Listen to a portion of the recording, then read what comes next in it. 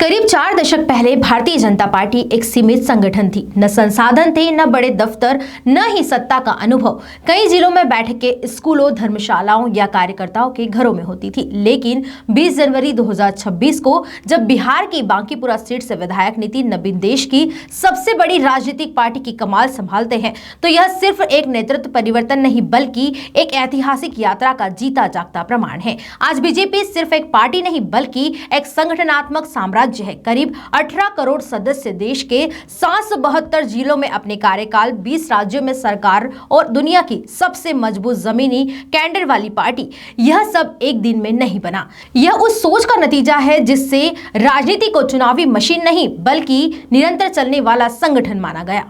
2014 के बाद बीजेपी ने सत्ता के साथ साथ संगठन को भी उतनी ही गंभीरता से लिया। उस दौर में पार्टी की कमान अमित शाह के हाथों में थी। उन्होंने यह समझ लिया था कि अगर सत्ता स्थायी चाहिए तो संगठन आत्मनिर्भर होना पड़ेगा।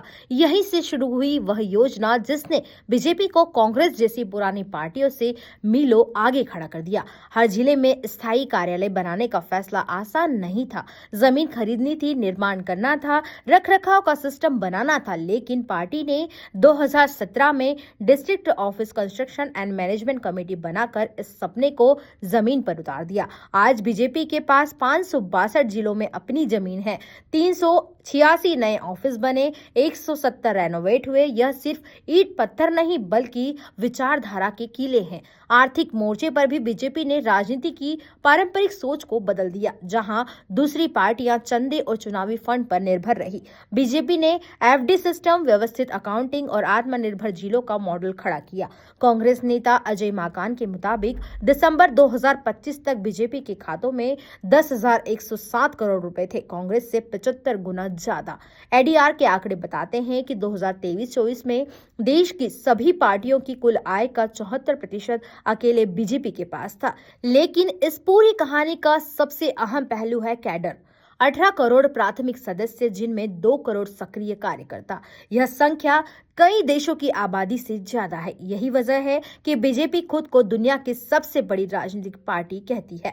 अब इस विशाल संगठन की जिम्मेदारी नितिन नबीन के कंधों पर है। उन्हें इस पद के बदले कोई सैलरी नहीं मिलेगी, लेकिन वे उस विरासत को संभाल रहे हैं जिसे बनाने में पीढ़ियां लगी है। उनका अध्यक्ष बनना सिर्फ एक नियुक्ति नहीं बल्कि यह संदेश है कि बीजेपी अब ऐसे दौर में है जहां संगठन इतना मजबूत है कि नेतृत्व परिवर्तन भी स्थिरता को नहीं हिलाता।